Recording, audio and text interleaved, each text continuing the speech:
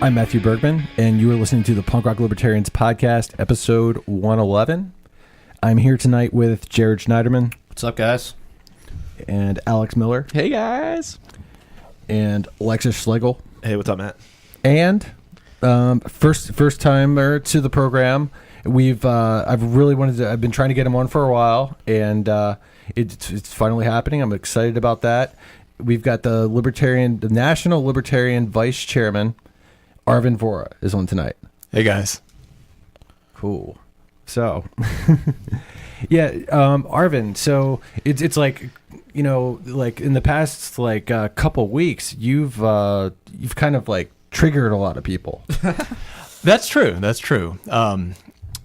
To me, the party was, and I think still is, in a dangerous place.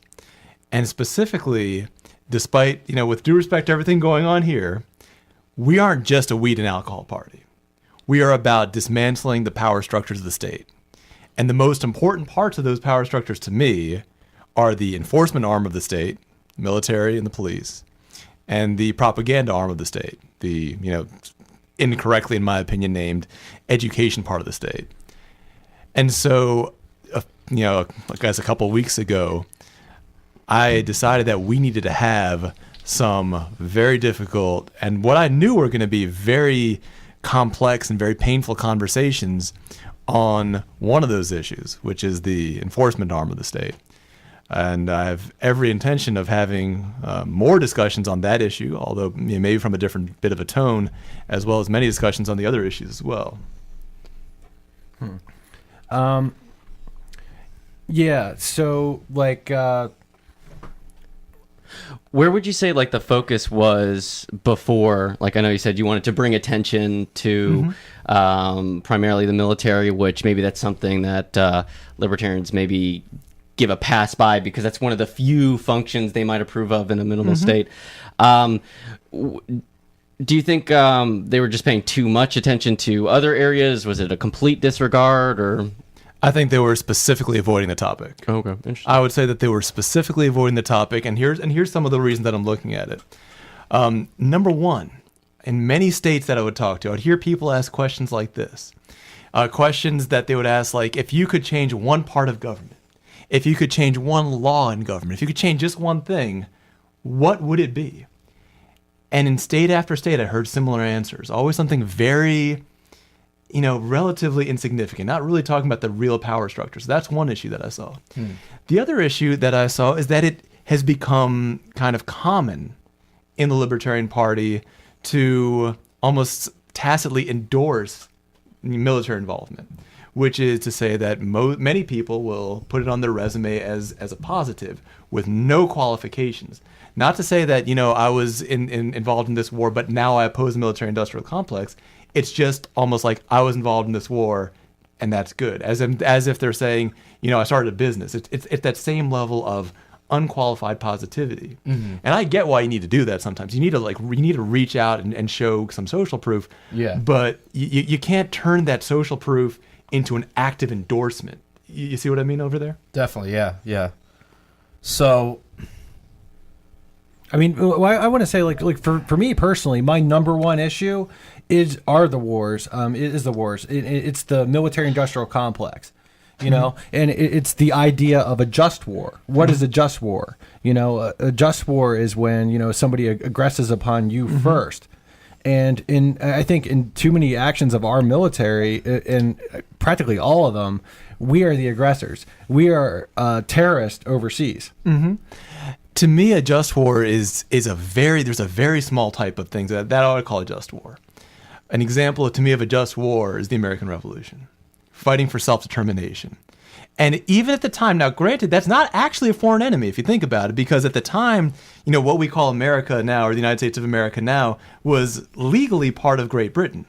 Despite that, I would still call that a just war because it's a group of people fighting for their independence. Yeah. And so if you're fighting for freedom, fighting for your own freedom, not fighting for, some kind of cultural hegemony, not fighting to just, have some reason for defense contractors to sell weapons. If you're fighting for that to me is a just war. And I haven't seen that in my lifetime. And I've seen a lot of war in my lifetime.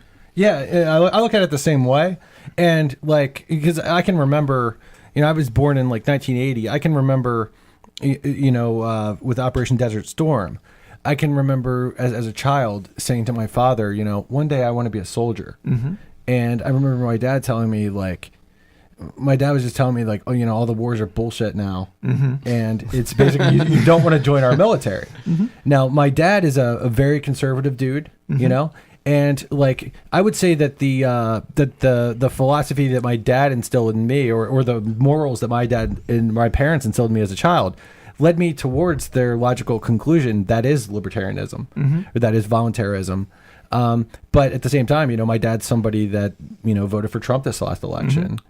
So, but yeah, I mean, for me, the military would be number one. As far as like we're not a weed and alcohol party. I think marijuana is an excellent gateway drug to libertarianism. Yeah, no, I'm not. No, I want to say Hold on, not only that, but I mean, the war on drugs is just another war. Right. I mean, yes, it's different dynamics, and it's not. Number two.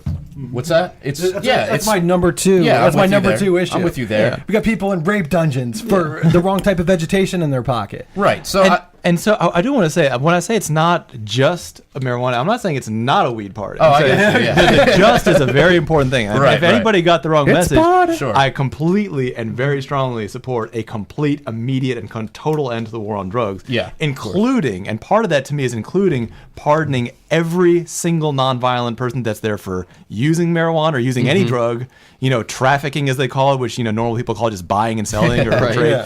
Any of those things to me is not a crime. If there's no victim that's been harmed by force or fraud. Now, if somebody's in there because they said they were going to sell drugs and they sold something else, that's fraud. If they sold, if they sold talcum powder, now that's an issue. But if they're just selling cocaine to a person who wants to buy cocaine, then they're just doing commerce. Right, exactly. So, I mean, like for me, being so young and realizing that the wars were bullshit, and this is why I would not want to join the military, because, it wasn't legit, like the American Revolution, where, I mean, I deem that a heroic war. It's basically, I've always thought that it would be dumb to join the military. So sometimes, and I understand that some people are more woke than others, like some people come to this stuff sooner, blah, blah, blah. But I mean, sometimes I just get like fucking like frustrated when, when you've got these libertarians that are just not as fed up with the military. Maybe it's just I came to it sooner and I'm just getting more and more annoyed and jaded the older I get. I mean, you gotta take into account the sheer amount of propaganda the military uses. I mean, it is staggering. It is. And it's so inaccurate. I mean, I was talking to Doug Craig, who's a military veteran, and said you look at these commercials and they show you, fighting a dragon with a sword. But you're not going to fight dragons with a sword. You're going to clean toilets with a toothbrush for 14 days in a row. They're not going to show you that because that's not going to sell anybody. Now, right now, the military is having a problem with recruitment. Their recruiting numbers are down. They're struggling. They're accepting a higher percentage of people than they normally would. The actual number of people in the military is going down, but recruitment is going down even faster. Yeah. So the war of ideas is actually being won, in my opinion. It's moving forward. Yeah. Do you think that's what do you think is to be what do you think is causing that? Is it, I mean, it's obviously not just libertarians. It's got to be just people just generally getting fed up with the fact that we've been mired in war for the past, decades, and nothing has gotten better and things have only gotten worse, and we're just, joining more and more conflicts and pissing off more people. More terrorism is increasing. So, I mean, do you think what do you think is causing this? It's happening. It's not just a libertarian thing. I've seen it happening in conservative groups, hardcore liberal groups, just everywhere. People are getting fed up for these reasons. One, they're realizing that our policy is not moral. They're realizing also that our policy is just not practical. I mean, sometimes it doesn't work. Yeah, a thing can be immoral and still work, but it's still wrong. But this is all something that just isn't working. It's creating enemies. It's really fucking expensive. It's an expensive way to create enemies and make ourselves less safe in the process. Sure. I mean, the only people that benefit are the people selling weapons. Exactly. And everyone else is kind of I was talking to somebody earlier, though, and when we talk about it, he says stuff like, well, we benefit. And it's like, I go with you because it's like, no, I'm not benefiting. It's the people that are selling weapons. I would say at this point, and this is not a universal libertarian view, this is my view, but at this point I believe that our military policy is designed to get money transferred from American taxpayers to American defense contractors with a bunch of violence at the same time. You know, people say like, oh, we go over there, we win. What are we winning? Or did anybody else get like a barrel of oil shipped to them? Did anybody else? Right. You know, what is it that we're winning? Right. Whereas defense contractors are Right. making a lot of money. They're making a ton of money on this, and so people are realizing that, and they're saying this is just unconscionable, and they're just saying I'm not going to be a part of it. Right. Do you think your comments, though, going back to that, like, do you think you might have alienated individuals that, like, look, case in point, look at the record number of campaign contributions from veterans to Gary Johnson, or going back to, say, Ron Paul. And you look at, like, I participated in the Veterans March on D.C. I mean, a lot of people come to these at different stages in their life. Also, if they're serving in the military, they kind of come to these, like, for example, like, I was 23 years old when I joined. It was before Iraq. So it was kind of like, all right, might not be the best decision, but, and I think a lot of people are like that because they don't have too many options. There's not that many opportunities. So, I came to that conclusion while serving, and many others like that. So do you think maybe that might have, instead of maybe having like a discussion like this, like maybe that might have alienated individuals to get involved in the Libertarian Party? I would not say that my messaging was perfect. I mean, I'll definitely admit that. I mean, and wow, and to be, I mean, I don't think any of my messages have ever been perfect. Nobody is perfect. Yeah, dude. yeah. So, Right. but meanwhile, there are definitely things that going back I would have done differently. Okay. There are things that other people have done in the libertarian movement that have been even more extreme than my position, you could say. I mean, Ron Paul has said things about the military that make everything that I say look like just sugar-coated politeness. So, I mean, there is a range, and I'm not saying that it's good because Ron Paul did it. What I'm saying is there's a range of the way that people approach this issue. Realistically, you're right. It probably turned a lot of people off. And that was not a beneficial thing. I don't think we gain by turning people off. I also don't think we gain by confirming a wrong view. And I think that's really important. I mean, it's a really difficult thing to navigate. You, at the same time, don't want to say that, the military is good, what it's doing is good, joining it is good, everything about it is noble and heroic. But you can say that the intentions are usually noble, or at least not actively evil. I mean, they're usually noble intentions. And I think that was something that realistically, had I not that I didn't recognize that, if I'd really brought that up earlier, right at the beginning, I think that could have gotten a lot of the positive parts of the message out there without some of the negative parts of the message as well. Because, I mean, I just look at throughout, I mean, I was involved in the Libertarian Party growing up as a kid. My dad ran for office multiple times. He's a Vietnam veteran, so they come to, like, basically everybody comes to that conclusion that, war is immoral, it's a racket. You see the military-industrial complex, like, and I guess maybe me witnessing it firsthand, it really reinforced those views. I mean, not everybody has that moral compass right off the bat. So I don't know. I'm just a little concerned. Like, it's maybe being involved in the Libertarian Party for so long, it's just like one of those things where we're like the biggest ones in our way to get that message out there to more people. Like, we keep shooting ourselves in the foot on just the party as a whole.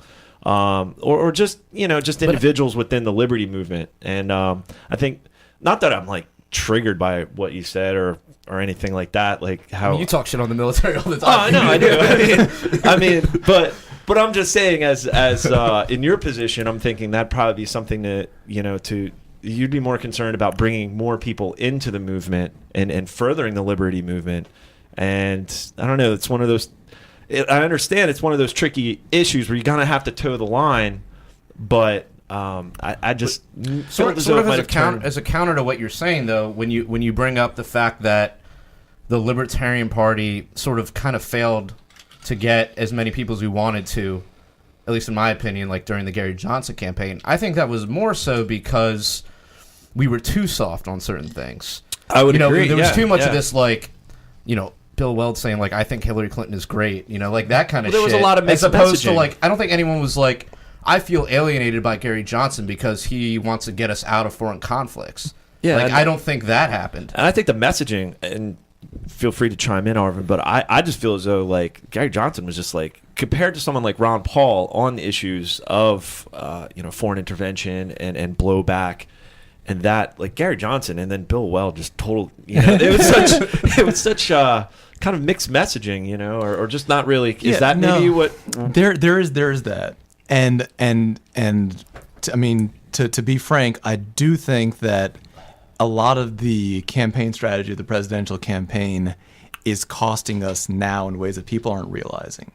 Because Gary Johnson presented, not that his own views, I'm not talking about, like, I don't have no problem with his views. Right. But he presented the Libertarian Party as something that's very soft, very in favor of the social safety net, didn't really talk much about public schools. The only thing he said about the military is, hey, if you're in the military, you should vote for me. I mean, didn't really go past that very significantly. He didn't really go after that. And what that's going to do is the people who oppose public schools, and if you consider homeschoolers, private schoolers, and their families, that is a much larger group than the people who voted for Gary Johnson. It's a much larger group. He didn't talk about schools. He didn't talk about military in a way that actually held the military to task. He didn't do any of those things. And the problem is now we have a lot of people who just think that's not part of libertarianism. Right. And so now the burden is on us to educate them. It's a burden that we should have. I mean, it's a good burden. I'd rather have the burden of educating people than no one to educate. But it is important that we make sure that people understand that our goals, we're not just here to talk about one day maybe getting the government out of education. We're here to get the government out of education through activism, legal change, whatever. Those types of messaging need to be clear. They need to be brought forth to people at the beginning or somewhere near the beginning so they get what we're doing.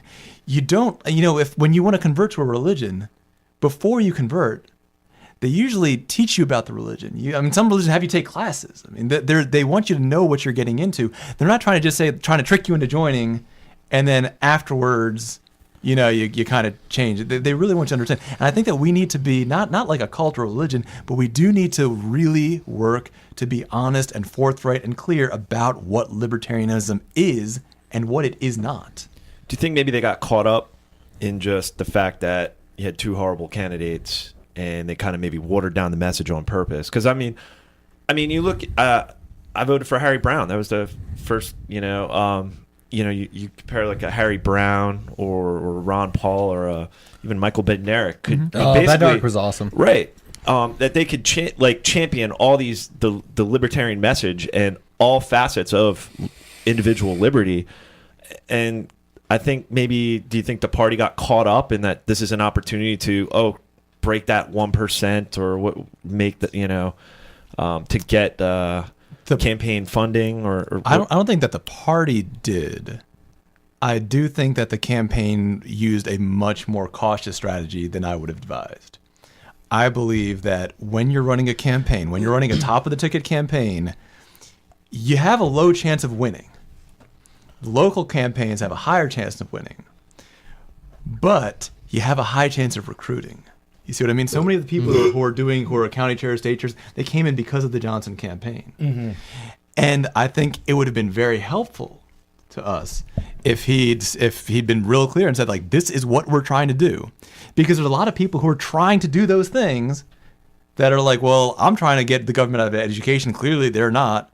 I'm trying to end these foreign wars. Clearly they're not. I mean, if your goal is to get the government out of education, and you see Trump's rhetoric versus Johnson's rhetoric, honestly, Trump's rhetoric was often stronger. His position is weaker, right? But the rhetoric was often stronger. Same thing with foreign wars. He was much more aggressive about getting out of foreign wars. He was lying, but we knew that he was lying. But not like everybody. Everybody doesn't know that he's lying the way that we knew he was lying. Right. Yeah. Not everybody is as woke AF. Right. So, Arvin, I'm curious, as someone who hasn't been involved with the party in a long time, curious kind of what the culture is like.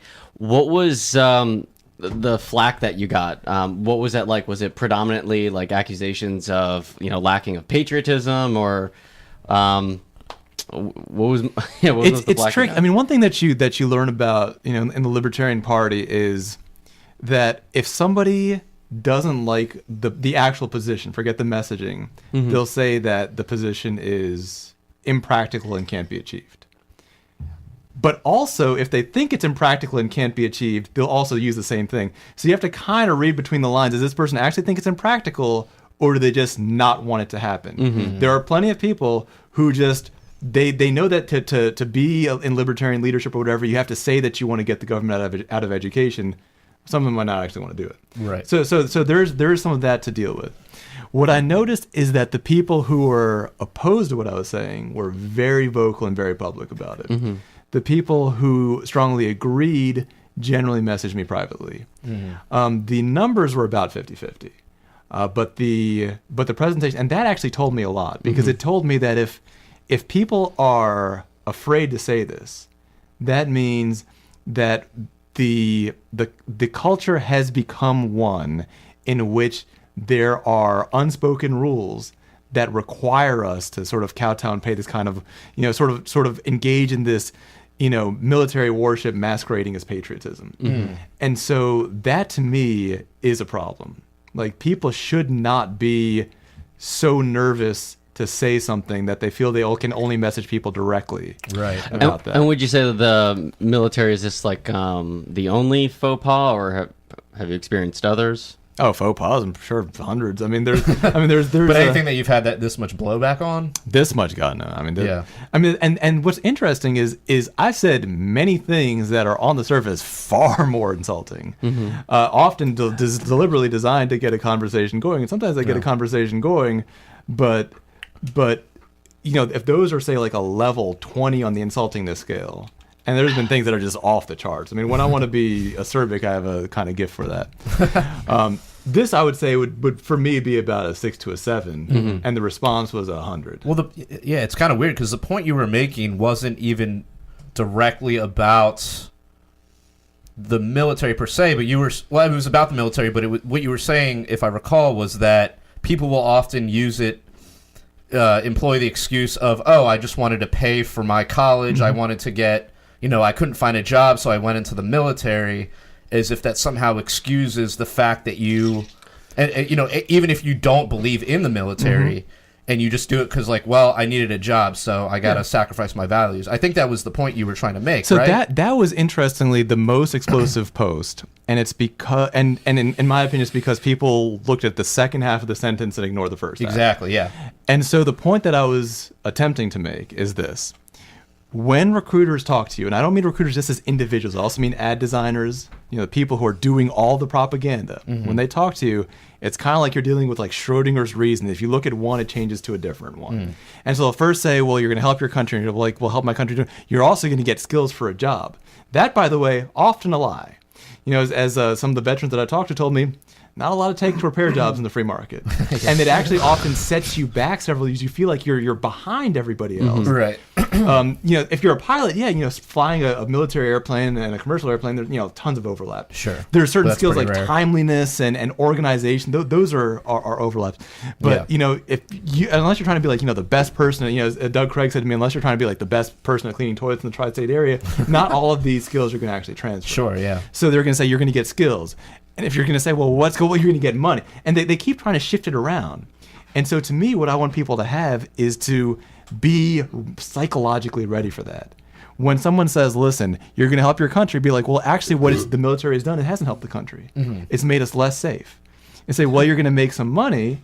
Well, then you need to be ready to say, I am not the type of person that's going to sacrifice such fundamental levels of morality for money. Now, that's not talking about the people who think it's patriotic. If you think it's patriotic and you're doing it for that, that's one thing. But if you're believing the lie that says, you know, just do it for the money, don't worry about it, that is too low a moral standard for us to really take seriously. You know, I think you posted something like this, but here's something.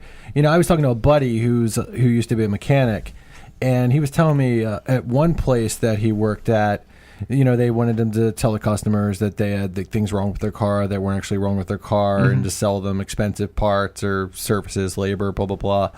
And so, you know, he left that company because of that, you know, whereas like, why can't these military guys do that, or why can't policemen do that? And that's a huge thing. And it's important to put the idea out there that it can be done, because there's a difference between something being, at the unthinkable level versus the thinkable level versus the radical level versus the extreme level of action. Mm-hmm. And so people right now who are 17, 18, 19, 20, 25, whatever, are going to be in a position where they're going to get there and they're going to say, this does not feel right.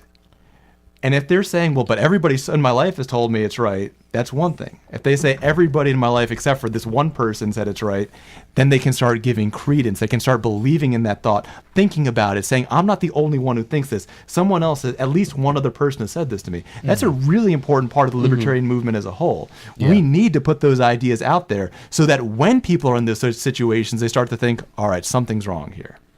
So, at the same time, I'm going to take a devil's advocate kind of like, because it's something we should consider too. When you say stuff like that, what if everybody who was in the military was an asshole? Would we want that? Would we want everybody in the military? No. Yeah. Why would we want that? I know. What do you mean? So what I'm saying is maybe we don't want to shame people out of taking a job in the military. Or do we want to shame people out of taking a job in the military? Because we probably want some decent guys in the military, especially when Trump, sends them out to confiscate our guns and weed. I think a better analogy that you're employing there would be with like police. Like, would we want good people to become police? You could say it about cops, and I was going to say cops next. Right. But it's easier to kind of imagine, like, okay, if you have to have cops, do you want to discourage good people or even like libertarians from becoming cops? And I'm also playing devil's advocate, by the way. Of course, then you get into that conversation. Can you really be a good cop? Well, that's the other thing. And I would say that if you really want to be a good cop, good by my definition of morality, not initiating force against others, you're not going to last very long as a cop, And plus all the corruption that you would have to turn a blind eye to. I mean, I would say this. Lee Wrights often used to say, what if they had a war and no one showed up? That's a real possibility, because there are types of wars today, not the ones we're in. It's we haven't gotten to that level yet. I hope 20 years in the future, if the government says we're going to get involved in these people's civil war, everyone will say no, we will not. You can put us in jail if you want to, but we're not going there. Right. So I don't think that the idea of having a large standing army is necessary. I don't think it's beneficial. I don't think that people should be and the same thing applies, in my opinion, to the police. Everything that the police do can be done better outside of the police. Sure, yeah.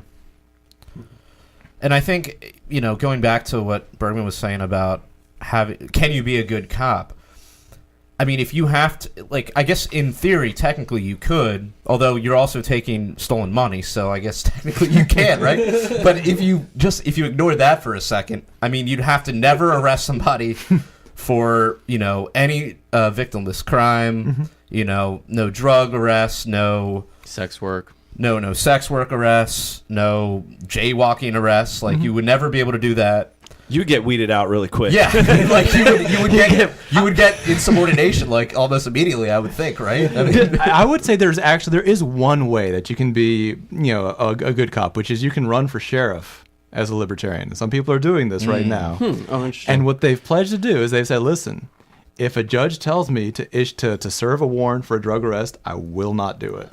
And if they tell me to serve a warrant for some other nonsense, not going to do it. Right. Some have taken it farther. I'm not saying that this is right. I'm just saying this is what I've heard from people who are running for this office. Some have taken so far, and if the judge persists in telling me, they said, I'm going to lock him up instead. Now, I don't need to go that far, but I do at least agree with the idea that if you're running for sheriff, that's an elected position. We forget that local positions actually can have a lot of power to nullify state and national law. So I would say that a libertarian sheriff that's just refusing to play along, that could be a good cop.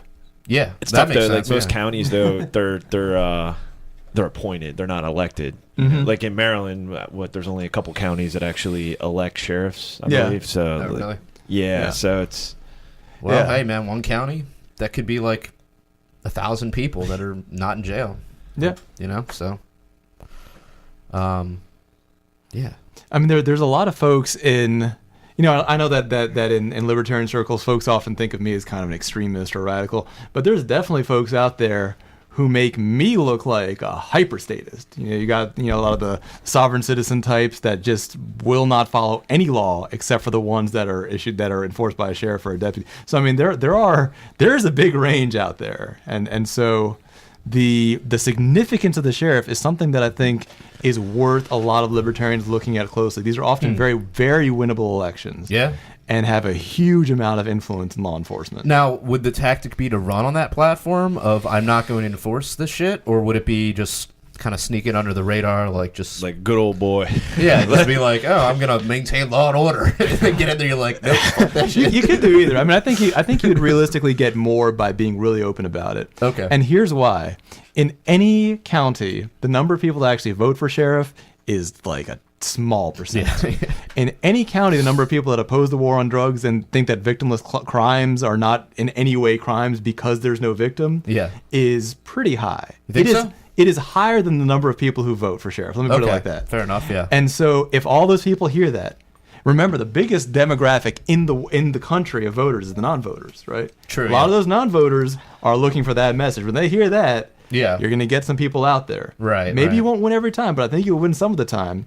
And that's a big, huge, symbolic, psychological, and political change. Yeah. Damn, never thought about that. That's a good idea. All right, do we want to get into some of the news? Sure. Sure.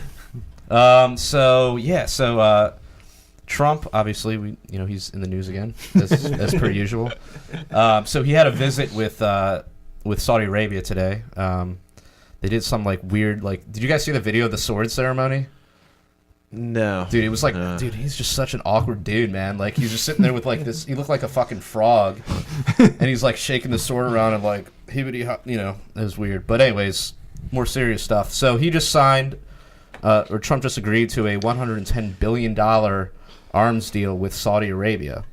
After, and of course, this is a pretty common thing where they find something that he tweeted in 2013 or 12 or whatever, and then he's completely done, the opposite of whatever he was criticizing, or he's done what he's criticized rather. Mm-hmm. So obviously he criticized Obama for the arms deals to Saudi Arabia. Now here you go, $110 billion. So it's actually $350 billion over 10 years. Oh really? Yeah, but wow. Initial, I guess. Just ramp up the printing presses, just print it. Oh yeah, or steal it from the people, or right. However you got to get it done.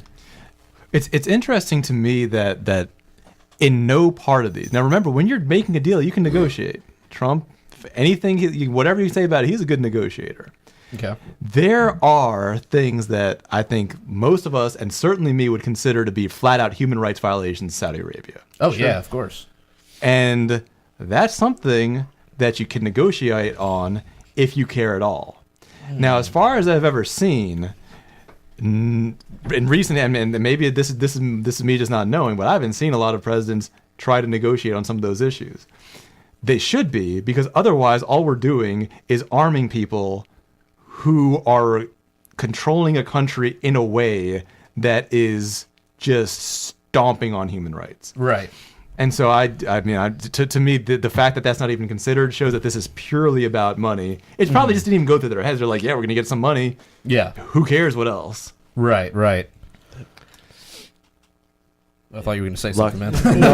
Just taking it all in, man. Deep. Yeah, and apparently Saudi Arabia and the UAE are going to donate, I think it was $100 million to some Ivanka Trump fund for female entrepreneurs or something. So, it's ridiculous. It's not that surprising. Yeah. It's curious timing. They have women can't drive in the country, correct? Right. They have they're treated they have to wear burlap sacks. And, right. And don't they have public beheadings, right? Yeah, caught stealing, they hack off your arm, But yet ISIS, they're the ones that we should be concerned about, Yet, look, when it's a government, hold on, but when it's an organized government doing it, it's okay. It's okay. It's all right. But But we're not even that disregard concerned. all that. Lockheed Martin's, stocks are on the rise. It's just ridiculous. How concerned can we really be about ISIS when we're going after Assad? Exactly. It's, You know? it's such So yeah, just get the fuck out of there. I mean, I saw a thing yesterday in the LA Times where they were talking about how at this point the U.S. policy has gotten so screwed over that you have people armed by one branch of the government fighting people armed by a different branch of the government. Oh yeah, that's the entire Syrian conflict. So it's kind of like no matter what, we, and by we I mean Lockheed Martin and those guys, win. Of course, yeah. And then I mean you have stuff where it's like, you know, when they dropped that Moab, the mother of all bombs, it was on tunnels that were built by the CIA, you know, during the Cold War or whatever. And I mean Osama bin Laden was trained by CIA. I mean it's all, you know, that's when I hear people making these arguments of like, well, you know, sometimes you have to work with bad people because, you know, it serves your interests, and like it's just it just seems so short-sighted to me, because time and time again you have the examples of, you know, these dictators that we arm and prop up, and then they end up like murdering half of their population, and then we got to come in and start a civil war to take them out, and then install some other puppet dictator, and it's like people are just so short-sighted with this shit. I mean, recently I heard someone say like, "Oh, but it's, you don't understand, it's a 50-year plan." Like, are you fucking kidding me? Oh, of course. Here's the thing that I mean, one thing that I realized a while ago in politics, actually more in my personal life, is that I'm just not really smart enough to know what the strategic thing is. In politics, it changes so much. I mean, if Trump did what he's doing now, like 10 years ago, he would have been laughed out of the primary. Now, all of a sudden, he's president. Yeah. So I'm not. I don't think I'm ever going to be so smart that I'm actually going to know what the right, most strategic thing is to do. So you're never going to be as smart as Donald Trump? So I'm never going to be as smart as Donald Trump. But what I can figure out usually is what the right thing is. And that's not as hard. Right. And I feel that if we look at the lessons of history, if U.S. foreign policy just did the right thing, not what they thought was a smart thing, we'd be so far ahead. I mean, think about Vietnam. We know that violence is wrong. We know that getting involved in somebody else's civil war is wrong. We emptied just all kinds of hell and bombs and napalm. We squandered the sanity and blood and money and everything we possibly could there. Yeah. Didn't work. We didn't get anything in return, did we? Then we decided to try peace. And Vietnam is, like, in no significant way that I can tell communist. They're a trading partner. They're engaging in capitalism. All the things that we couldn't do with force, we can do just by doing the actual right thing instead of trying to figure out the strategic thing. Exactly. Yeah, and it's just, why can't we learn from our mistakes, you know? But I don't think it's that we can't learn. And when I say we, of course, I'm talking about the defense contract. You know, they're not interested in learning from, because it's not a mistake to them. It's more money in their pocket. So, well, I mean, at the same time, though, there's like a lot of there's a lot of apathy going on. Well, yes, you know, there's just people just really just do not seem to give a fuck. I think it's a lot of a defense mechanism. I mean, I talk to people a lot of times when I start to, explain, like, here are things that are going on. I kind of explain how, crony corruption works, like all that kind of stuff. It's new to a lot of people. And the first response from almost everybody, including many very currently active libertarians that started out as either apathetic or Democrats, Republicans, whatever. Then when I first started talking about this, their initial response was to be like, shit, nothing can be done about it. This is hopeless. I don't want to think about it. I don't want to look at it.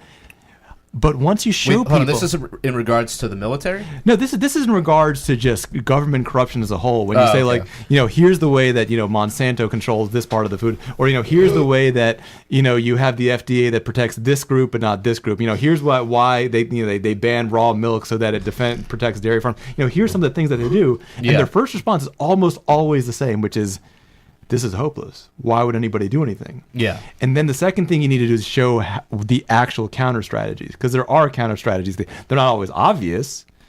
Sometimes they're the exact opposite of what you think. I mean, sometimes instead of adding more regulations, you actually need to strip the regulations that are actually protecting the entrenched companies, right? Right. But when you get people to show that there is an actual thing that you can do, it's reasonable, it's achievable, you can fight for it, that apathy that's presenting as just indifference is you realize that it's just the feeling that you can't do anything. Right. I think the other side of that coin too is the frustration that people get, which is what I think leads people down the road of the libertarians that have become alt-right. Like, we were talking about earlier, Christopher Cantwell. These people have decided that spreading the message or fighting for changes in legislation isn't enough. They've got to go full fascist, which, of course, that's never the right answer. It doesn't work for the commies. It's not going to work for us. So, and speaking of which, so do we want to talk about Chris Cantwell, that message, or should we? I'll just say that I find it odd, and I still find it odd. I was surprised with the rise of the alt-right and just the number of people that have diverged in that direction. Like when you have libertarianism, which is supposed to be a philosophy based on ethical individualism, and then you have these people like Christopher Cantwell or Stefan Molyneux, many others, who get into these things. Well, now people have rights based off of IQ pseudoscience. Yeah. And, these other things. And it just baffles me. Like, we could talk about it, we can not. That's up to you guys. But it just baffles me. I don't always understand it. I think a lot of it, like I said, I think some of it is just frustration with people feeling like we're not making progress, which to me is not being able to get girls. Or, that's number two. Which is... To me, it's like I feel like we've made progress, and maybe it's just because I'm living in my own little libertarian bubble sometimes. But I mean, I would make posts about Gary Johnson during the election, and people who were not even politically minded would be liking my posts or commenting or whatever. And I saw that as like a kind of a small victory, and I think like you said, people are getting tired of the wars. People are getting tired of the war on drugs. Like I think what is the approval rate for like marijuana legalization? It's at like 70 or 80% based on like polls, and probably more based on reality. So, I mean, here's the thing. I mean, and this is an area where I'm a little bit different from a lot of folks in libertarian leadership right now, which is I really believe in talking not just to the centrists in the Democratic and Republican Party, but the extremists. And I've spent a lot of time talking to folks in Antifa. I've spent a lot of time talking to folks in the alt-right. Just to see, where they're coming from, like read their, and here's what I think in terms of the alt-right specifically, and here's where I think we've been dropping the ball, which is the alt-right is, and I'm not going to talk about the whole group. I'm going to talk about specifically the self-identified ANCAPs in the alt-right. Right. Okay. Because it's weird that they're not. I mean, if anyone should be joining libertarians, it should be like the most like libertarianist libertarians, right? Yeah. But I would say that you have to look at two parts. There's policy and there's personality, right? An anarcho-capitalist, policy-wise, is somebody that believes in no government. Yeah. Personality-wise, is someone that believes in rejecting social rules, social norms. They tend to be very aggressively anti-establishment. That's kind of who they are. You don't want to throw out the baby and the bathwater unless you're pretty anti-establishment. Sure.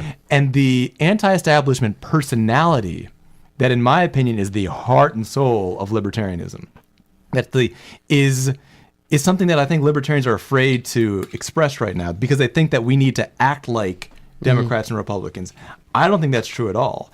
I think that the messaging that says like we're going to have a world that's basically just like this one, except for it's going to be libertarian in some way, is not a worthy goal. Right. I think that we need to say that we oppose the establishment and the laws that protect the establishment. When we get rid of those laws, things are going to be different. They're going to be better, but they're not going to be identical to this. Right. And so I think that personality adoption, which people are recognizing as inauthentic, is turning off the radicals in both the right and the left. People who, including, I would say, even the anti-Fi ANCOMs, are to an emotional extent, are psychological allies, not policy-wise, but Sure. I think that they're people that we can and should connect to, but we haven't been doing that because we've been sort of pretending to be like anti-establishment, but not, I mean, pretending to be kind of anti-establishment-ish or centrist or something else, and haven't been, being who we actually are, which is serious anti-establishment libertarians that are fearless, that are not afraid of antagonizing the establishment, that are not afraid of saying the truth, that are not afraid of, getting people mad about things. Like, that's who we are, and that's who people will respond to, I believe. Well, I'm inspired. Well, that's sort of what I was saying, or not just what I was saying, but what the criticism of Gary Johnson was during the election was just, and on top of that, it's like, here you have a guy like Trump who pretends to be anti-establishment, comes in riding on this anti-establishment ticket, and wins the election. And if Gary Johnson had just pushed that harder, just pushed I'm anti everything that's going on here, Or even if Rand Paul did it, we might not even it might never came down to Trump. Yeah, it could if have Rand been Paul had someone done who's, bringing more people in the fold, because that's going into Gary Johnson. You look at Ron Paul, and you were talking about earlier. Look at the homeschoolers that he brought into. Look at the veterans. Look at all this wide swath of individuals that came together for the Ron Paul campaign. But then it's I don't know. It's the Libertarian Party maybe didn't. I don't know. Maybe just dropped the ball, and then you have someone like Gary Johnson who's not broadening, bringing in all those individuals that were part of 08 and 2012. I think it was just a miscalibration of. Or just not getting a sense of the air, because I don't know if Trump got the vibe or that's just who the fuck he is, which it seems like that's just who he is. He's just brash and whatever. Yeah. But if, like you said, if Rand Paul had come in and he's in the major party, it's harder for a libertarian to win, obviously. But Rand Paul's in the major party. If he had basically been Ron Paul 2.0 in the lead up. I mean, I don't know for a fact that he would have beat Trump out, but I think he would have had a better chance, and he wouldn't have had to drop out within 2 months. I mean, even Ted Cruz made it, almost to the end, and if Rand Paul's obviously way better than Ted Cruz, but he didn't separate himself. He was just he tried to ride this vanilla conservative sort of sort of libertarian thing. If you really knew Rand Paul, you knew he was a libertarian, but if you were just Joe Schmo walking around on the street, you're just I don't even know who the hell that guy is. I mean, and that's the thing. I mean, even if, in my view, most of the ideas that I heard Gary Johnson talk about are things that I would classify as radical. Some of the positions are more radical than my positions. So, for example, when he talks about education, he talks about, imagine if we just had video games that did everything for us and we didn't even need to have classroom. I actually believe in terms of pure educational strategy, I think that there's a place for human interaction. I mean, he's just that's what it could be like, and it's inspiring. It's now the thing is, that's what he just didn't say. There's some things he didn't say, right? That I he mean, believed. I'm not necessarily talking about his views. I'm just talking about how the campaign was ran, and when you get on, what was he on, CNBC, or he was on CNN, right? Yep. And it's there's your opportunity to say some, maybe some extreme stuff, and and maybe get some attention. But the only thing I remember from that was the whole Hillary Clinton is a great person thing, and it's that's not what people want. Everyone hates Hillary Clinton. Why would you say that? Why would who you are say you winning that? over? You're not going to win over any. I mean, even Democrats don't like Hillary. Right, exactly. They just voted for her because Trump was running. So, yeah, that's no, definitely have nothing wrong with his views. I mean, some views of his maybe I might disagree with, but generally speaking, yeah. I mean, he's as libertarian. He's libertarian. But but and that's the thing. I mean, it's important to know that if your message is not opposed, then it's also not being taken seriously. If you look at anything that Trump or Clinton or any Democrat or Republican has ever put out ever, the one thing they have in common is opposition. Right. And the idea that we as libertarians, because we're small, we can never allow any opposition, that's actually exactly backwards. Opposition creates the debate. If there's no opposition, there's no debate. Even the debate that says, Gary Johnson, here's why you're wrong about getting government out of education, that's a debate. And now it's the central. People say we got to get into the debates. Right. We can just create the debates. Sure, there are debates that go on all day long that people pay more attention to. This is the era of social media. How many people are going to watch, whatever CNN debate, as opposed to people that might, see on Gary Johnson's Facebook page, he's arguing with some asshat about, the war on drugs, that shit might make a million different news sources, whereas, I mean, everyone watched the Hillary Clinton-Trump debates because it was just, a circus, but... Right. Drinking game. Drinking game, yeah. But, aside from that, exception to the rule, we even did a live debate heckling. And so that's the thing. I mean, you guys have seen on YouTube, there'll be just something where somebody says something to somebody, right? Right. And it's funny or it's interesting or you're like, oh my God, I can't believe they said that. And bam, explosively viral. Right. You see what I mean? And this fear of virality that seems to be happening in a lot of campaigns, that's exactly wrong.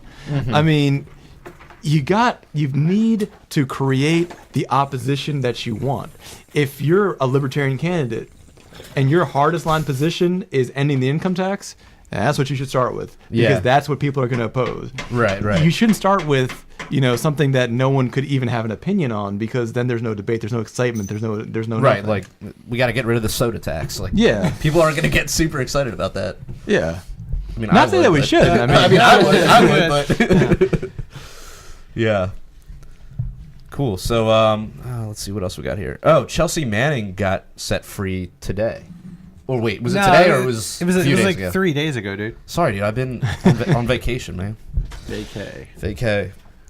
Yeah, that's awesome, right? Yep. Cheers. Cheers. Definitely. air cheers. That is, I mean, what do you think, dude? Because like, I mean, like you were like an Obama supporter, right? In like 2008, right? I was. So was I, So- dude. It's all good. Yeah, dude, we got two Barry supporters right here from 2008. Like, how did you get into libertarianism?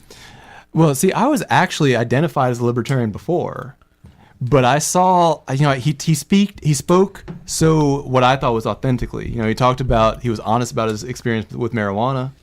He didn't seem to be lying. When I saw that, I was like, this is a guy that I can trust. That was a big part of it. Now it turns out he wasn't a guy that I could. I mean, I was. Right. I was wrong. Yeah. I've learned to tell when presidential candidates are lying. That's why when I saw Trump lying, I was like, yeah, he's lying, guys. No part of that is true. You mean just listen to them talk? Is that? Yeah, Is that how you and tell just the they're way lying? there are people who really oppose the status quo, and then there's people who basically just love the status quo but are going to pretend to oppose it because they know that's what they're going to get. Mm-hmm. Trump to me is just a sheep in wolf's clothing. He's somebody that pretends to be all tough and anti-establishment. When it comes down to it, he loves the establishment. He loves the establishment more than people who work for the government love the establishment, because the establishment has helped make him a billionaire. Most federal workers, not billionaires.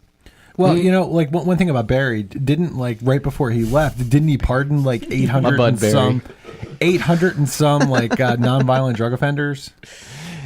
He didn't do it while he was there. He didn't make it an issue. He pardoned 800 out of the million, or I mean, like what percentage? I totally agree. So I'm I gonna say totally that's a agree. good step. I'm not saying it's a It bad was just step. like a shaving off the side. You know what I mean? It wasn't what we need is like a fucking battering ram.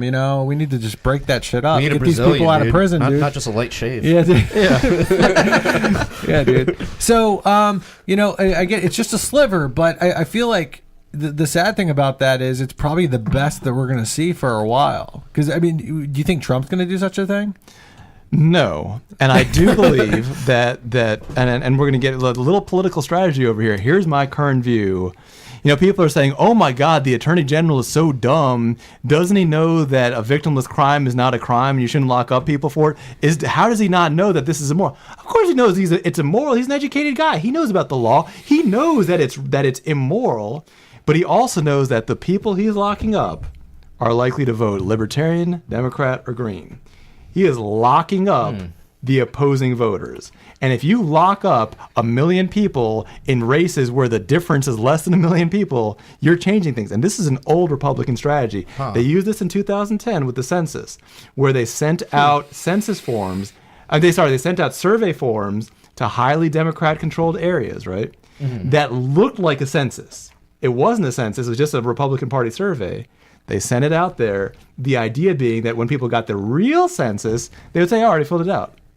Then the idea, of course, to like lower the number of Congress people from those districts. Yeah. So instead of having good ideas, That's fucking shady as fuck. Yeah, it is kind of right.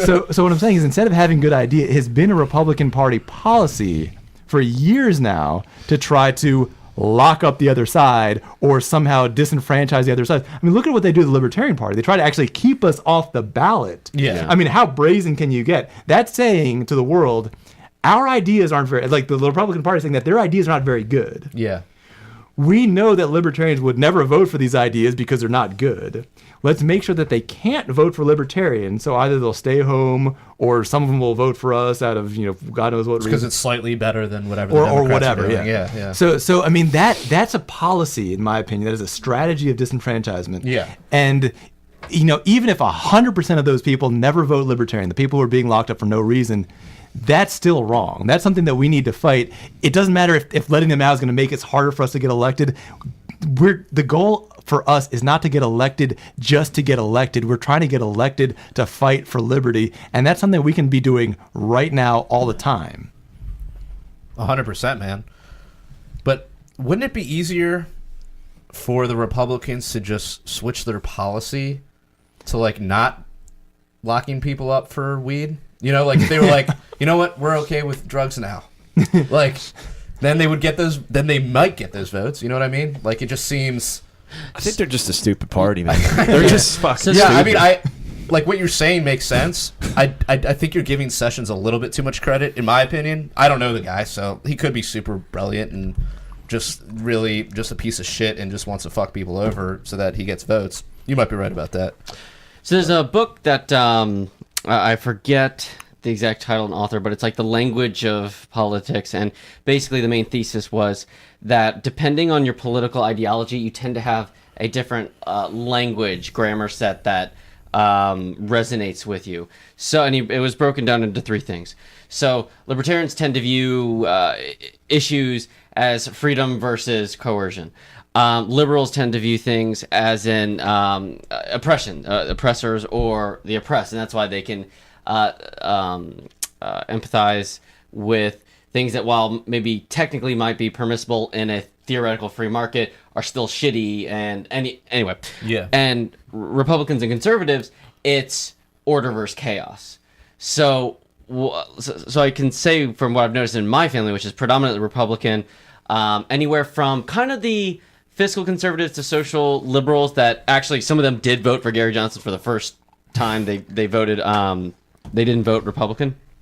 And others are just very socially conservative, like nationalists, possibly like fascists deep down, like, you know, that could be there. Anyway, so you're saying, well, why don't they just do this? It's like, that's not law and order. Like, even look at gun groups. Like, they get pissed when, like, certain gun laws on the books like aren't being enforced, like, because it lets criminals go free or something like that, who later would commit some crimes. Like, they should have been locked up the first time when they got caught with guns illegally. It's like, really, that's your position? Even you're in a Second Amendment in Maryland Facebook group. Anyway, so I, from my observation, no, I don't think that's. No, it's not that easy. You know, where do you think libertarians have more allies, on the left or the right? It's interesting from my experience, because I mean, it's like, I know that everybody says it's always from the right. My experience, not everybody. Okay, my experience personally has been that usually the people who I've been close to that I've brought over the side of liberty have started out as Democrats.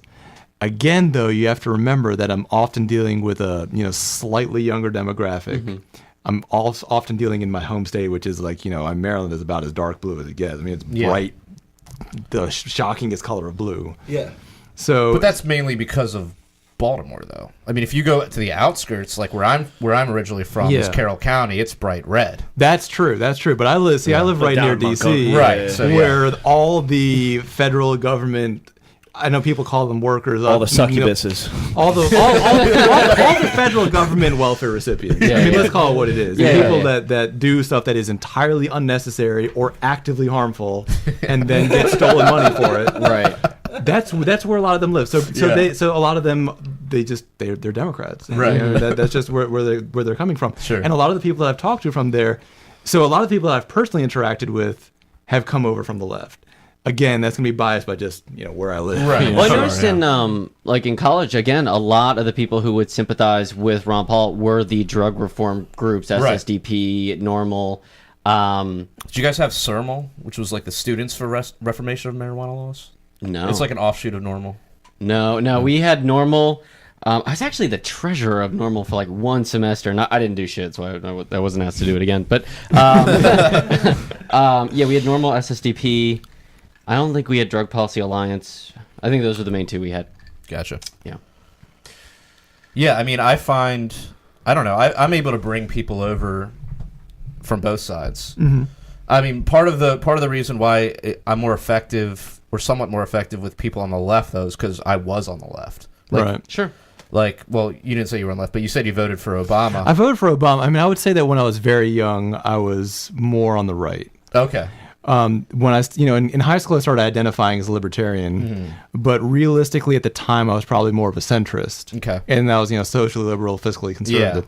As I really went through education, started to understand the nature of, power structures, understand the nature of things that got in the way of good ideas, got in the way of progress, especially when I became an entrepreneur and just saw how many blockades people face. Red tape. Yeah, then at that point, I wasn't so much of a centrist as more of a enemy of the state, if you will. Yeah. Well, Arvin, where do the Weldians come into play?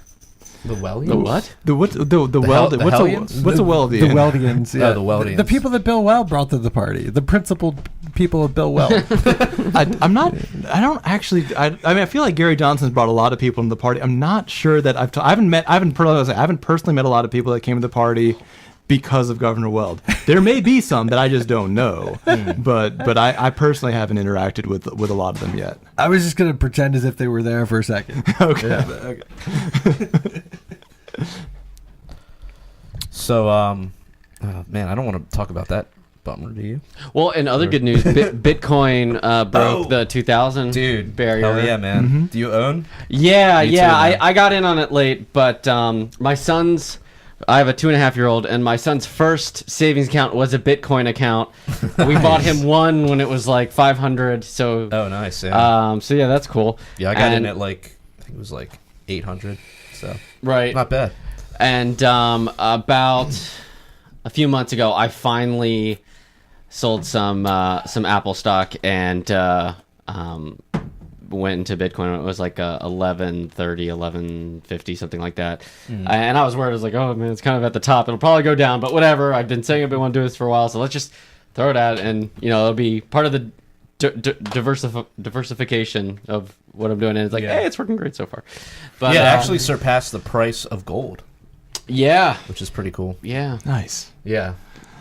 See, I mean that's where I think it's good for us to be thinking, right? We have to remember that all of us have a common enemy.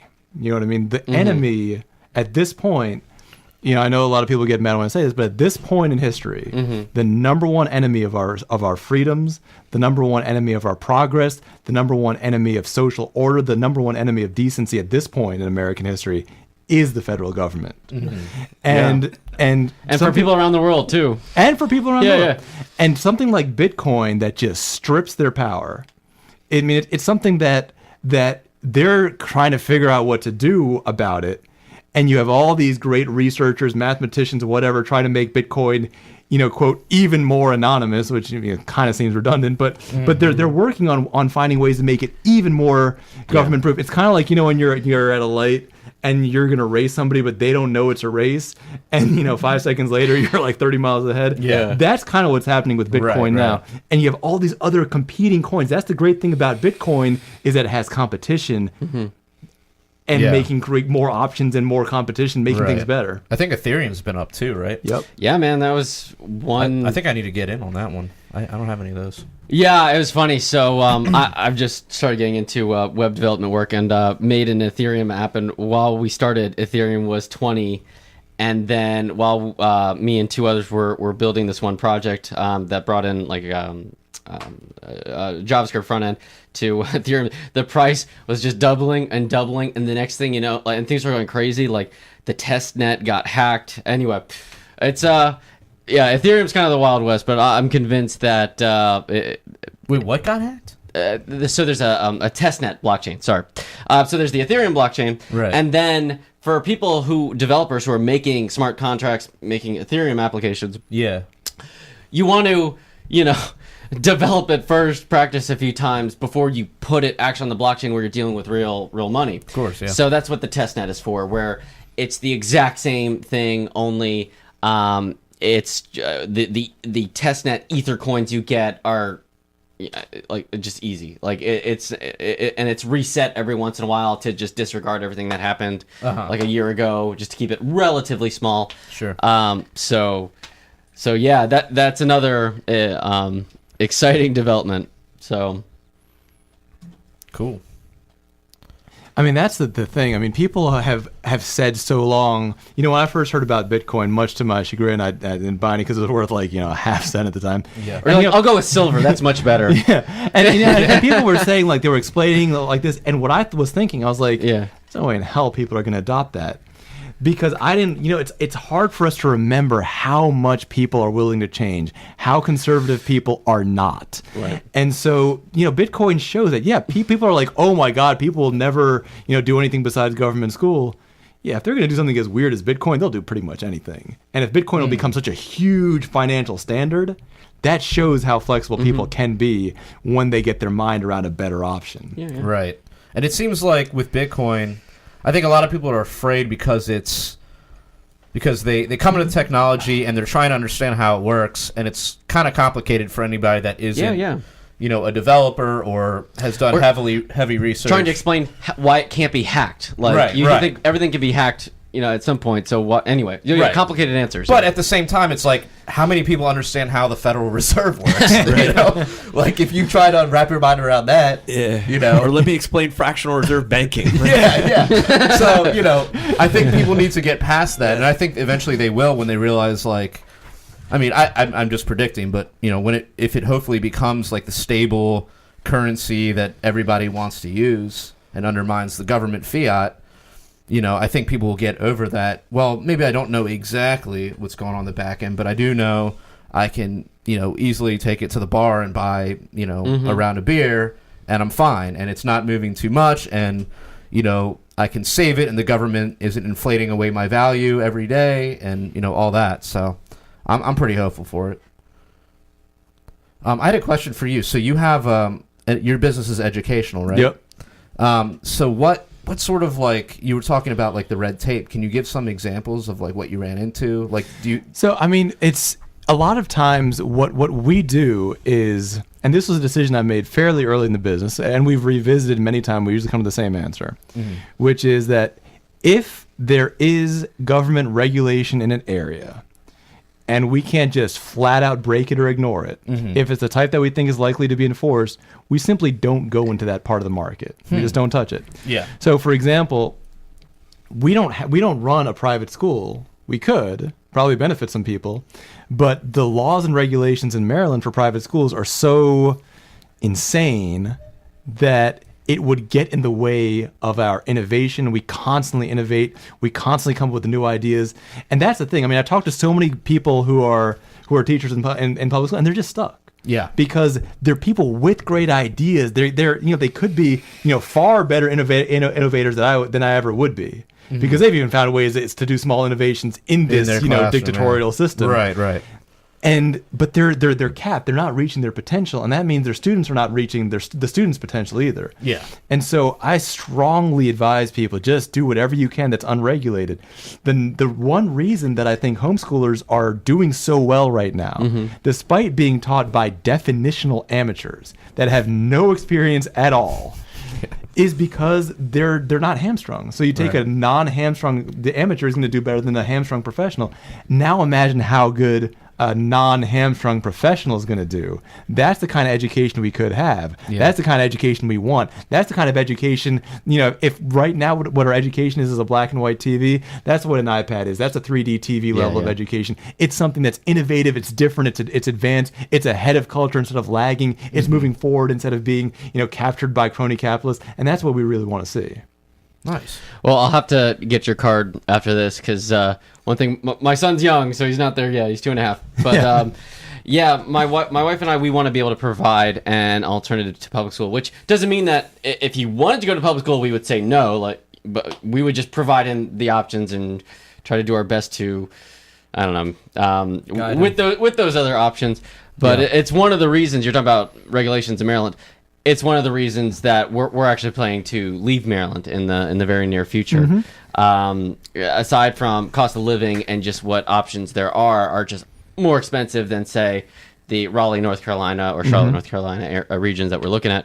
But it just when we came from Texas back to Maryland, it was just a stark difference of what's available. So, I mean, Texas is marked as like a green state for homeschooling. Maryland is marked as a red state, which means don't go. And so So that's like the really kind of critical thing over here is that you need to give people the ability to do what's right for them. People have that natural right. It's not like you're giving them the right; they have the right. You're just Getting out of preventing the way. others from taking it from them. Right, You know what right. I'm saying? What are the big things with laws that are basically impeding individuals to homeschool? I know a few individuals in Maryland that do, but what are some? It's just it's a lot of like specific steps that you need to do. A lot of they're not horrible. It's perfectly doable, but it's an intimidating amount of regulation for people that aren't used to it. Now, if you're a lawyer, you look at this and be like, yeah, that's the type of thing that I would do in 5 minutes, or have a paralegal or secretary or just anybody else do it. But if it's turning people off who could be great educators because of that. The real bad the regulations are the ones on schools. If in Maryland, a private school couldn't hire Bill Gates, Mark Zuckerberg, Steve Jobs when he was alive to teach a computer science class. I'm talking about a private school, by the Right. way, not a public school or a charter school or a bachelor school. Pure private school can't do that. Why? Doesn't have a bachelor's degree. Wait, they couldn't hire who? Bill Gates, Mark Zuckerberg, Steve Jobs when he was alive, or any of the many Silicon Valley entrepreneurs. Because you didn't have don't have bachelor's. bachelor's. See, a lot of Silicon Valley entrepreneurs like to brag about the fact that they don't have degrees. Yeah, Right. yeah, that's true. Yeah, I didn't realize Bill Gates didn't have one. Wow. He had an honorary one eventually, but he didn't have like a He didn't one go 4 with years, yeah. semester credits and hours and all that Sure, kind yeah. of stuff. Yeah. So wait, is your thing mostly online? So we do in person and online. We do Okay. a mix of the two. Cool. We really started pushing the online because I believe that there is a second type of libertarianism that people are starting to wake up to. And if you think about if we think about what is the ideal, I'll tell you what I think is the ideal anarcho-capitalist paradise. And that's a situation where you have 50,000 different small countries. You go to the one that you like. Now the thing is, if you're not at all limited by the local job environment, if you have a job where you can work online, then you're freer. Now, Yeah. right now, we don't have 50,000 countries, but we have 100 and some, right? Right. Mhm. And so if you can say, listen, I'm going to keep working my American job, but I'm going to do it from this other country that doesn't have these laws or doesn't have these taxes. Now you're throwing them into competition with each other. Regulatory competition between countries is the single best thing that can happen to the libertarian movement. The good thing about libertarian policies is they work. And Yeah. when people are competing, they do stuff that works. When they have a monopoly, they just do whatever they want. Right, exactly. So, go ahead. I was just gonna say it's tangential. On the realm of education and alternatives, it's a really neat trend. One thing I've noticed, there are a lot of these accelerated career services that are academic but are an alternative to college. So, for example, I actually did one thing that's called a coding boot camp. Yep. Because I worked at Apple for 7 years and ready to just solve different problems than what I had been.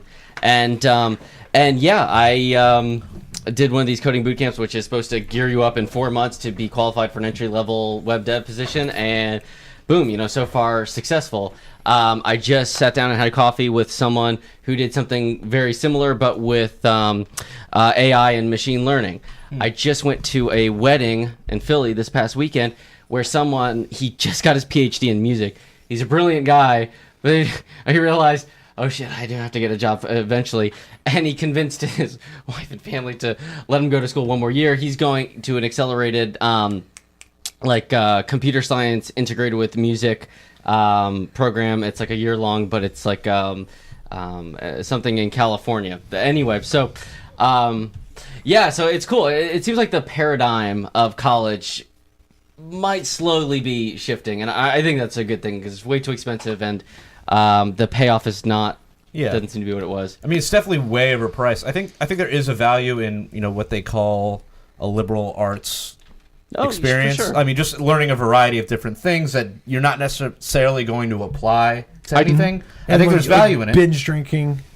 I taught Well, I mean, better you than can- I ever did before. What's that? Well, I think part of the binge drinking problem, if you want to call it that, is that you're basically going to college for free, and so you don't value it as much. Mm-hmm.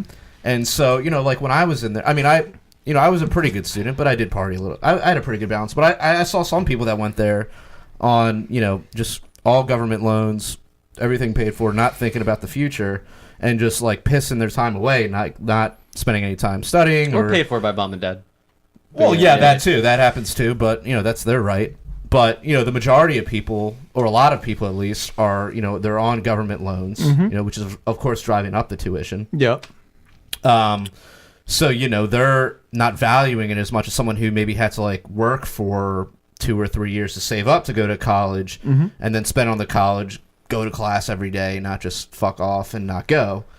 So yeah, all I'm saying is like you have this high inflated tuition rate, which is mainly due to the government loans and whatnot, and if you sort of got rid of that, it would the price would definitely I think would drop. Yeah, and you'd have people just going there because they actually wanted to learn and get that type of education. Now that that education isn't for everybody, and it would probably morph into more of like what you're talking about, were it subject to the whims of the free market. Yeah.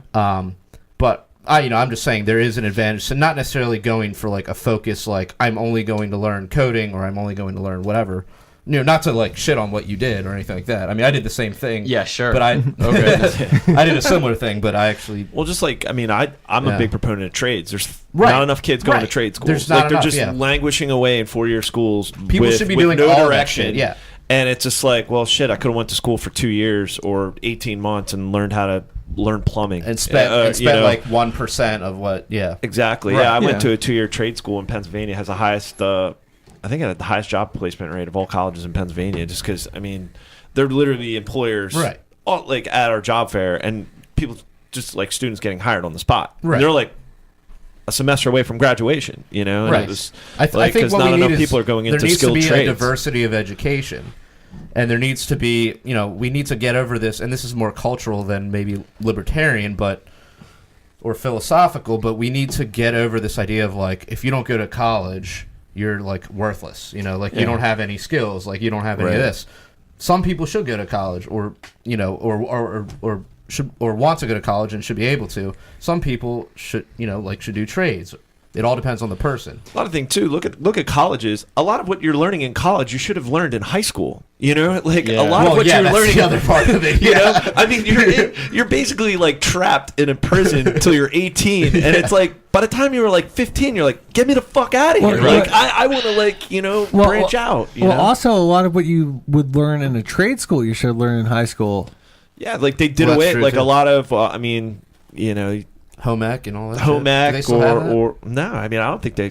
I don't think anymore. I had it. I mean, I had it was it, but 10 I years mean, ago, but- that was. Yeah. I mean, I graduated high school in '99. So Ours was I'm called Family and old, so- Consumer Sciences. Yeah. I mean, here's what you have going on in that right now. And you have literally a huge subsidy given to a type of education that is maybe was good at one point, but Yeah. isn't that good now. Sure, It's certainly, And so what we have right now, you compare this. You have you take a look at this computer over here. It's kind of like the computers from a while ago, but faster and a lot cheaper. Sure. Whereas with colleges, it's kind of like the same thing as the colleges from a while ago, except for less good and costs 50 times as much.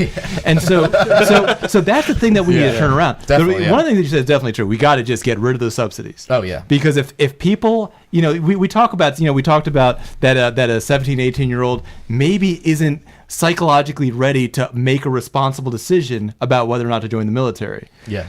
They're also considered in the free market not really ready to rent a car. Mm-hmm. I would say they're not really ready to make a decision about whether or not to take a $200,000 loan out to study something where it's just they haven't considered any alternatives. Yeah. Now imagine if college didn't cost that much, first of all. Imagine if government didn't exist, so government contractors didn't get a boost from hiring more college grads. Yeah. Because right now that inflates the market, for college.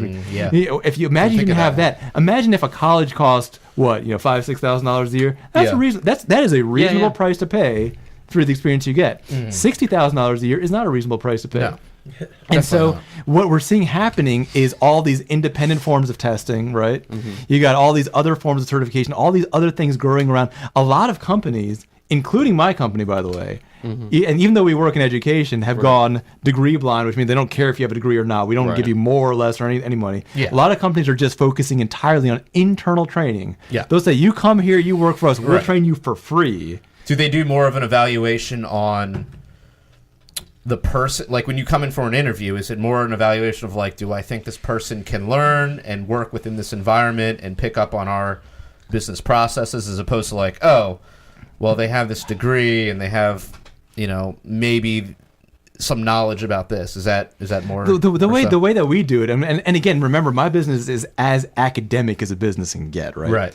We're going to look at how much you know. We don't care how you learn chemistry. Yeah. We don't care if you learn it from a book. We don't care if you learned it working for a domestic terrorist cell. The question is, how much chemistry do you know? Well, we definitely need to talk later.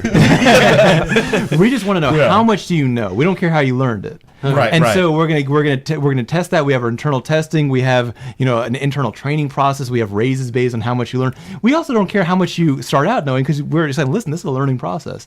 The way that we do things is really hard. Most companies, whether it's like a watch company, I saw an article that Rolex doesn't have enough watchmakers in the United States and watch repair people, so they're just doing training. Yeah. They're offering free training, guaranteed jobs, compared to and guaranteed good jobs compared to what colleges are doing, where there's no guarantee, there's outlandish costs. Yeah.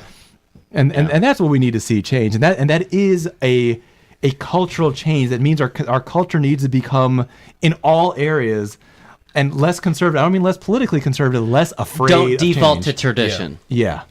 Yeah. Exactly. Definitely. I mean, I know in our industry, it's less. I mean, they don't even really care that you have a degree or not. I mean, like, I have a master's degree, and I mean, it might be like a deciding factor if it came down not to bragging or anything. I'm not. I'm really not bragging, because I probably should have just done what you did, although it didn't really exist.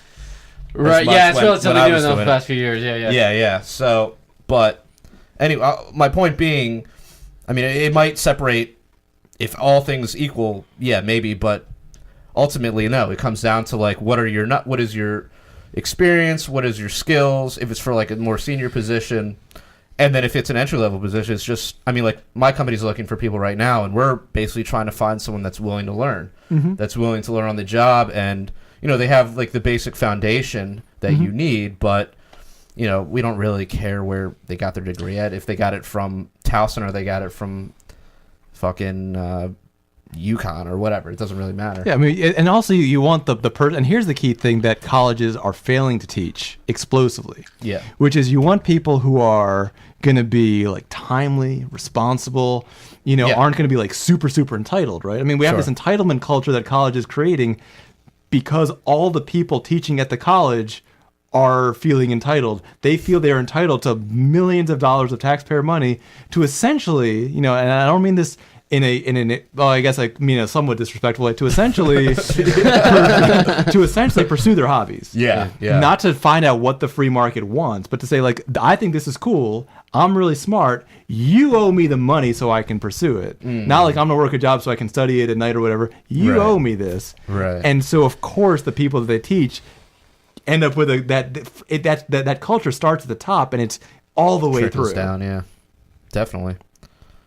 Yeah, because I mean, you look at a 4-year degree. I mean, we've all worked with individuals, and it's like, you have a degree, like, you bring nothing to the table at this job, or like you have no common sense, you have no marketable skills. But I have this piece of paper, and it's just pathetic, and that carries far more weight than just work ethic or hands-on experience, or that the things that an employer should be seeking. They're looking at this just basically a piece of paper, and they think they're qualified. That's changing, though. I mean, even I've heard from a lot of recruiters that work with companies like investment banking, Goldman Sachs. They're telling people on your resume, if you had a lawn mowing service, if you worked at if you did something that anyone would classify as work, put it on there. Really? Because the biggest problem that young analysts have is they're too lazy and entitled. I mean, that's the biggest issue. And if they can find someone like, yeah, this person's smart, and look, he managed to work at this fast food restaurant for a year, that means he didn't get bored or tired or just like, I don't feel like working so much. Yeah. And that's a powerful thing. That's true. Yeah. Definitely. And so that culture is changing, and I think it's not going to be too long. And I honestly might have already happened. I haven't checked recently, where a lot of the elite employers are going to just say, listen, you can have a college degree or pass this test. Even the State Department doesn't require a college degree for its diplomats. It just requires you to pass a test. The test is hard as hell. Yeah, I mean, it's not an easy test. Right. But it's just a test. Right, and that makes more sense than we're doing that for trying to hire a new employee. Like there's a little developer test that we're kind of sending out just to see if you have the basic skills there, and that's because the thing about college, at least when it comes to like developer stuff, is you learn a lot of theory, but you don't learn a whole lot of application. Like you may never build a website in your whole, or like a JavaScript front end in your whole college career, and then like all of a sudden you get a job and it's like, I need you to build this, and it needs a right. Whereas what I just went through, I finished in March. It was exclusively like these are the tools, these are typical problems, and they do teach problem solving, and there is some theory behind it. I'm not saying there's anything wrong with some theory, math but behind it. But no, it's much more focused on practical, like building. Yeah. Like I'm not gonna ask you like we'll teach you binary search trees and how to navigate them, but we're not gonna like ask you to come up with these complex algorithms that won't actually benefit real life. Like, here are the tools, learn how to build things, and from there, yes, develop and learn and continue to be more sophisticated, but the goal is just to get you to entry level. It's not to get you to lead. Right. And you learn that stuff along the way. I mean, it's all, you can learn as much theory as you want, but if you're not applying it, at least for me, it's not going to stick. Like I started off doing like a computer science master's, and I just realized like it was all just like algorithms and theory. And I was like, I really just want to be like making websites and like making, things that people are actually going to use. And so I switched to it was called Applied IT, and I ended up doing that, and it was definitely a lot better. I still think something like a code camp might have been more valuable, to be honest with you, but I don't know. I didn't do it, so I think we're seeing like people realizing that the old model of education, which is like first you do education, like this assembly line model, right? Yeah. First you do education, then you go to work. We're realizing that's not really how it is. You engage in problems, you get stuck. When you get stuck, you get educated. I mean, I don't have as high a coding level as you guys probably do, but when we're doing our app design and whatnot, there are times where I get stuck. Yeah. And I'm like, why is this thing that should be working having all the time, response at all? So what do? I don't go to a textbook. I go online, I see discussions, and I do all that kind of stuff. Google is my number one biggest asset, man. Like, any problem I run into, Google. Or just consult like the specific documentation, but and that's what I'm saying. Like, education is adapting fast. Yeah, people just aren't realizing that that's actually education, because their view of education is it needs to be boring, it needs to be inefficient, it has to have a lot of busy work, it has to have all these things. Hate doing it. I mean, it has to. That's what we're like comfortable. It's this weird kind of educational Stockholm syndrome that so many of us have. That's like that's the only thing it can be.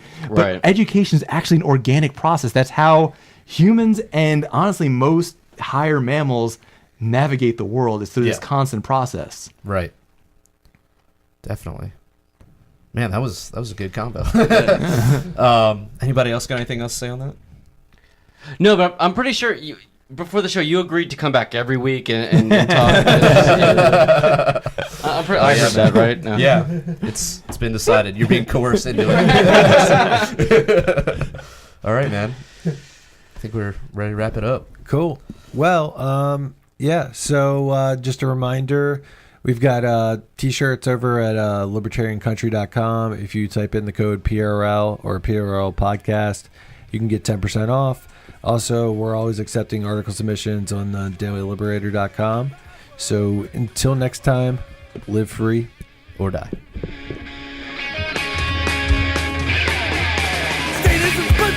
The blood that is shed, drenching the flags on the tax bombs in red. Poisons by a few at the expense of the many. So do the gods in the death machine. You can't justify killing by economic gain. For God, country, and democracy, you can put freedom in gunpoint in a foreign land. You support the troops, then bring them home. I believe that you will do the best for you, and I believe that we have the power, have the power. I hate the state, and I know I'm a slave. We can make a break the power, break the power. Society owes individuals nothing more than non-interference with natural rights. Once a virtuous person fully comprehends the non-aggression principle, the violence in the state becomes obsolete.